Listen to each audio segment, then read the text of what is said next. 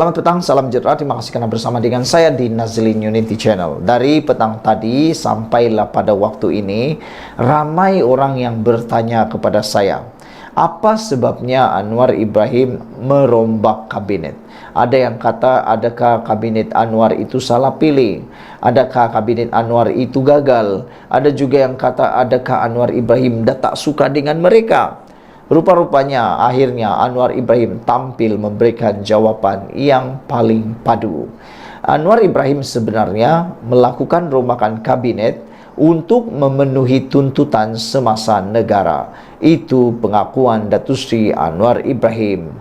Rombakan kabinet kerajaan perpaduan hari ini yang dilaksanakan buat kali pertama selepas kepimpinan Perdana Menteri Datuk Seri Anwar Ibrahim melangkaui usia setahun, bertujuan untuk membuat penyesuaian dalam memenuhi tuntutan dan keadaan semasa, kata Anwar Ibrahim.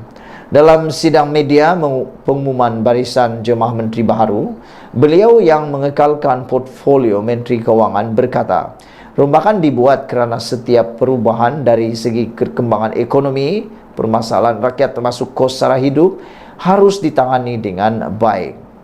Penerimaan di peringkat antarabangsa yang memerlukan tugas di Kementerian Luar penting. Isu pendidikan tinggi terutama dalam beberapa usaha kita meneroka bidang baharu, kata Anwar Ibrahim. Ia seperti kecerdasan buatan AI, transformasi digital yang menyebabkan saya memikir semula untuk membuat sedikit sebanyak penyesuaian dalam kabinet dengan melihat kepada keadaan dan tuntutan semasa, kata Anwar Ibrahim lagi. Anwar berkata keputusan mengenai rombakan itu dibuat setelah berbincang dengan ketua parti-parti komponen utama dan senarai nama telah dipersembahkan kepada Yang di-Pertuan Agong Al-Sultan Abdullah Riyayatuddin Al-Mustafa Bilal Shah untuk diperkenan. Istiadat mengangkat sumpah jawatan dan setia serta sumpah simpan rahsia oleh Menteri Persekutuan dilangsungkan. Dijadual berlangsung di Istana Negara pada pukul 2.30 petang tadi. Turut berlangsung adalah istiadat pengurniaan surat cara pelantikan. Saudara-saudara sekalian, rombakan kabinet itu menyaksikan bilangan jemaah menteri meningkat daripada 28 orang kepada 31, manakala timbalan menteri meningkat daripada 27 kepada 29, sekaligus menjadikan keseluruhan anggota kabinet kerajaan perpaduan kini 60 orang. Dua kementerian disusun semula berdasarkan keperluan semasa melibatkan Kementerian Sumber Asli Alam Sekitar dan Perubahan Iklim yang dipecahkan kepada Kementerian Peralihan Tenaga dan Daya Guna Awam serta Kementerian Sumber Asli dan Kelestarian Alam. Kementerian Digital dan Komunikasi pula dipecahkan kepada Kementerian Digital dan Kementerian Komunikasi. Ditanya akan berlaku lagi rombakan kabinet sekiranya prestasi menteri tidak memuaskan, Anwar berharap barisan jemaah menteri mempamerkan prestasi terbaik sehingga pilihan raya umum PRU akan datang. Kata Anwar Ibrahim, saya harap insya-Allah kalau keadaan prestasi baik, memuaskan dan tidak akan ada tekanan atau permasalahan baru seperti isu digital, saya tidak fikir harus ada apa-apa perubahan untuk kita terus ada rencana 4 tahun akan datang sehingga PRU, katanya. Sementara itu, Anwar berkata pemotongan 20% gaji barisan Menteri Baharu dan Kerajaan Perpaduan akan diteruskan. Pemotongan gaji diteruskan, cuma Perdana Menteri tiada pemotongan gaji kerana tiada gaji, katanya. Pada 5 Disember 2022, Anwar berkata, jemaah menteri bersetuju untuk melaksanakan pemotongan gaji masing-masing 20% setiap bulan sehingga komitmen ekonomi negara kembali pulih. Beliau berkata keputusan itu dilaksanakan atas semangat keprihatinan anggota kabinet terhadap permasalahan yang dihadapi rakyat ketika ini. Sekian dulu untuk kali ini. Jangan lupa tinggalkan komen anda, tekan butang subscribe. Malaysia kita punya, itu jaga sama-sama cintai Malaysiaku. Bye-bye. Selamat petang, salam sejahtera. Terima kasih kerana bersama dengan saya di Nazlin Unity Channel. Habislah ahli politik, kata penganalisis politik dan juga pemerhati politik yang ada di Malaysia. Ini apabila ke bawah dulu Yang Maha Mulia yang di Pertuan Agong, bakal di Pertuan Agong, sudah mengatakan bertita, letak SPRM Petronas di bawah Agong dan bukan Parlimen. Itu adalah titah Sultan Ibrahim. Sultan Johor, Sultan Ibrahim, Sultan Iskandar mahu lebih banyak tanggungjawab diberikan kepada yang di Pertuan Agong, termasuk pemantauan secara terus terhadap SPRM dan malah Petronas. Sultan Ibrahim yang akan menjadi yang di Pertuan Agong tidak lama lagi berkata, dua badan itu perlu melapor secara terus kepada Istana Negara berbanding Parlimen. Dalam wawancara bersama The Straits Times Singapura, Baginda menyuarakan hasrat untuk membenteras rasuah. Titah Baginda, sejak zaman nenek moyang kami adalah pemburu yang hebat. Beta akan pastikan apabila pergi memburu, beta bawa pulang hasil yang baik. Tetapi apabila beta di Kuala Lumpur, ia hutan konkret. Jadi apa yang beta buru, beta akan buru semua orang yang korup. Beta akan pastikan akan ada hasil. Titah Sultan Ibrahim.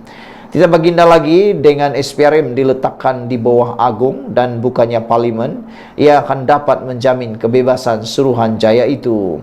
Ini bermakna anda tidak di bawah pengaruh mana-mana pihak eksekutif. Malah, Petronas juga tidak seharusnya di bawah Parlimen, melapor terus kepada beta, kata Titah Baginda Sultan Johor. SPRM sering dituduh dipengaruhi secara politik dengan bertindak ke atas seteru kerajaan persekutuan. Sebelum ini, sejumlah pihak menggesa agar SPRM diletakkan di bawah Parlimen dan bukannya kerajaan. Mereka juga menggesa Parlimen yang diberi tanggungjawab dalam soal pelantikan atau sekurang-kurangnya membuat penilaian untuk jawatan utama dalam Suruhanjaya itu. Dalam wawancara itu, Sultan Ibrahim turut menggesa pelantikan kehakiman yang lebih bebas dengan eksekutif tidak dilibatkan dalam proses tersebut. Pada masa ini, titah Baginda, hakim dipilih oleh Suruhanjaya pelantikan kehakiman. Perdana Menteri ada kuasa untuk melantik 5 ahli Suruhanjaya, manakala 4 lagi diisi oleh hakim. Kami raja-raja hanya dapat senarai daripada Perdana Menteri, pejabat Perdana Menteri ketika mesyuarat Majlis Raja-Raja. Mengapa anda tidak beri nama kepada kami sebelum anda lantik? Kami bukan rubber stamp titah Baginda lagi.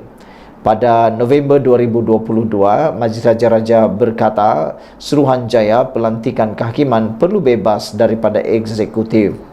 Majlis Raja-Raja Melayu juga berkata pelantikan untuk 5 ahli Suruhanjaya perlu diserahkan kepada institusi seperti Majlis Peguam, Pertubuhan Undang-Undang Sabah, Persatuan Peguam Bela Sarawak dan Jawatan Kuasa Pilihan khas Parlimen, bukannya Perdana Menteri.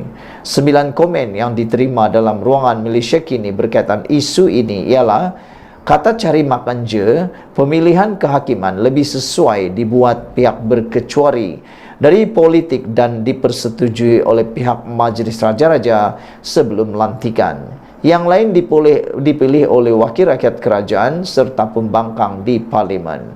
Maimun pula kata MACC penghakiman okeylah, Petronas tak payah. Petronas setiap tahun sentiasa untuk dalam Forbes ranking sedunia. YDB terlalu sibuk dengan tugasan harian, kata Maimun.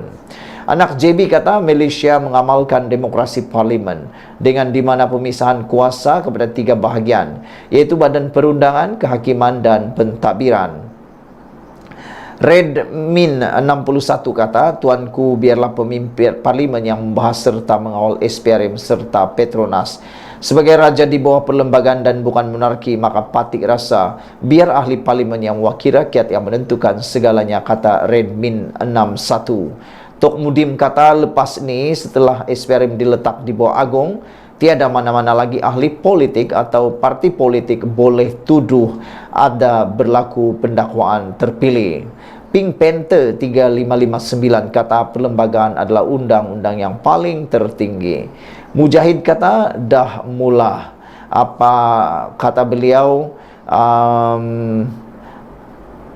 Inilah yang amat terbaik dan kita setuju dengan apa yang dicadangkan oleh Baginda.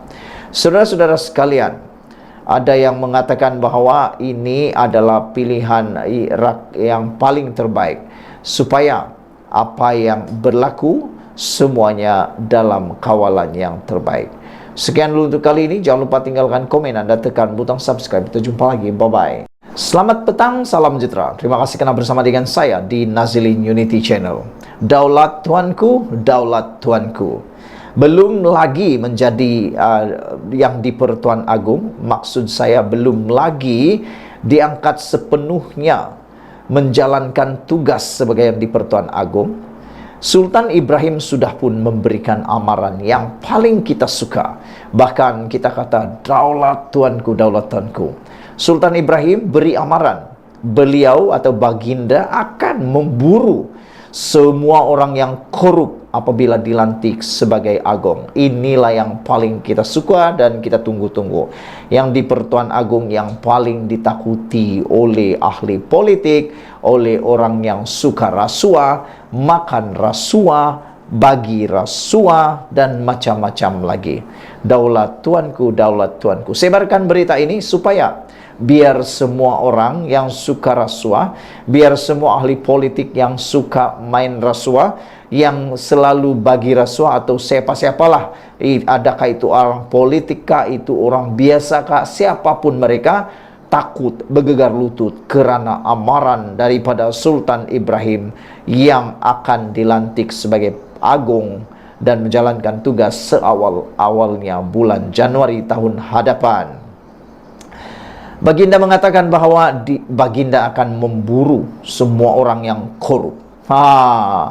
Menghentikan amalan rasuah menjadi antara tumpuan Sultan Johor, Sultan Ibrahim apabila baginda memikul tugas sebagai yang di Pertuan Agung ke-17 tahun depan. Selain itu, titah baginda juga, yaitu Sultan Ibrahim, memastikan tiada perpecahan di negara ini juga akan menjadi antara cabaran terbesar baginda.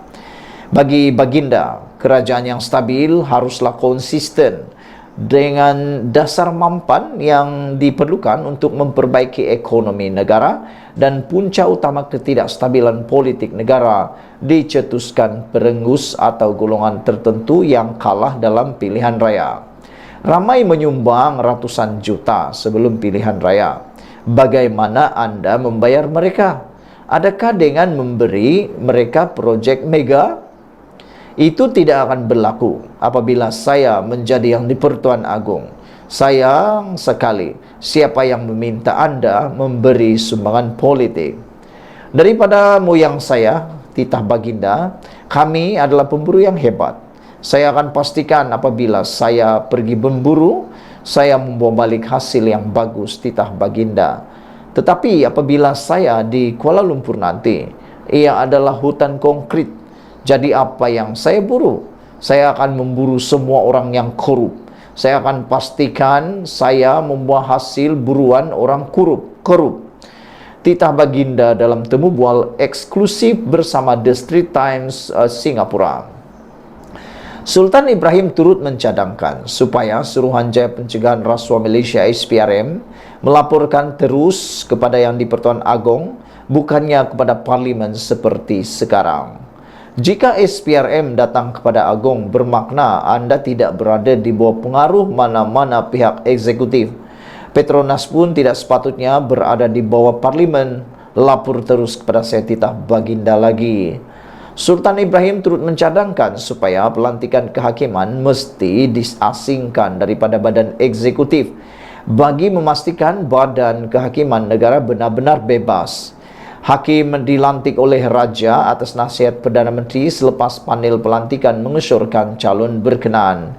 Kami raja-raja hanya mendapat senarai itu dari pejabat Perdana Menteri semasa Majlis Raja-Raja bersidang. Mengapa Anda tidak menyenaraikan nama-nama calon yang layak kepada kami sebelum Anda melantik? Kami raja-raja bukan rubber stamp, titah baginda. Pada 27 Oktober lalu, Sultan Johor, Sultan Ibrahim Sultan Iskandar dilantik sebagai yang di Pertuan Agung yang ke-17. Penyimpan mohor besar raja-raja Tan Sri Said Daniel Said Ahmad dilaporkan berkata, Pelantikan Baginda selama 5 tahun itu berkuat kuasa 31 Januari 2024. Majelis Raja-Raja juga bersetuju mengisytiharkan Sultan Perak Sultan Nasrin Muizzuddin Shah sebagai timbalan yang di-Pertuan Agong selama 5 tahun mulai dari Tarik Sama. Sultan Ibrahim menggantikan Al-Sultan Abdullah Riyatuddin Al-Mustafa Bilal Shah dari Pahang yang berkhidmat sebagai yang di-Pertuan Agong yang ke-16. Baginda menaiki takhta sebagai yang di-Pertuan Agong selama 5 tahun bermula 31 Januari 2019. Saudara-saudara sekalian, itulah dia keputusan yang kita tunggu-tunggu daripada yang di-Pertuan Agong. Sekian dulu untuk kali ini. Jangan lupa tinggalkan komen Anda, tekan butang subscribe. Kita jumpa lagi. Bye-bye.